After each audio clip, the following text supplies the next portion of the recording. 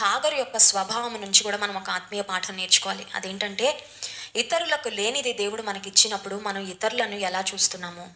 ఇతరులకు లేనిది దేవుడు మనకి ఇచ్చాడంటే మనం ఏమైనా గొప్పవాళ్ళమనా అండి చెప్పండి? ఇప్పుడు హాగరు పరిస్థితి ఒకసారి ఆలోచిస్తే, హాగరు గొప్పదనా?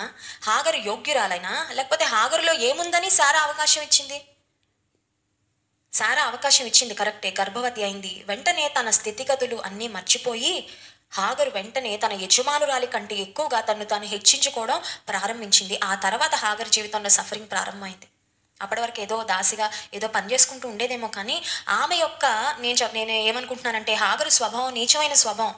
తన యజమానురాలిని నీచంగా చూస్తుందంటే ఆమె స్వభావం నీచమైన స్వభావమే కదా.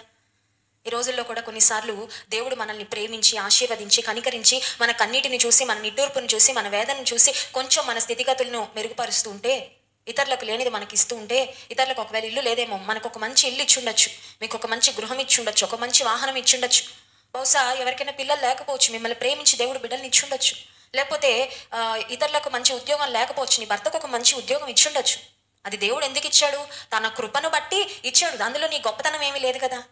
కొన్నిసార్లు అంతే, మనకున్న తలాంతులని, మనకున్న ఆస్తిపాస్తుల్ని మనకు హెచ్చి కలిగినప్పుడు హెచ్చిపోతూ ఉంటారు కొంతమంది. హెచ్చింపు రాగానే హెచ్చించుకుంటూ ఉంటారు. ఎందుకు వచ్చింది అది?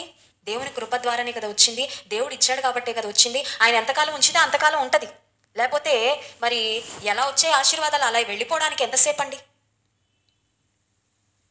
యోబు జీవితం మరి ఆయన పాపం చేసినందుకు పోలేదు ఆయన ఆశీర్వాదాలు, కానీ ఆయన భక్తిగా జీవించినందుకే అదొక గొప్ప పరీక్ష, తన విశ్వాసానికి పరీక్ష. అని అన్ని కలిగిన యోబు అన్నిటినీ పోగొట్టుకోవడానికి ఎంతసేపు పట్టింది?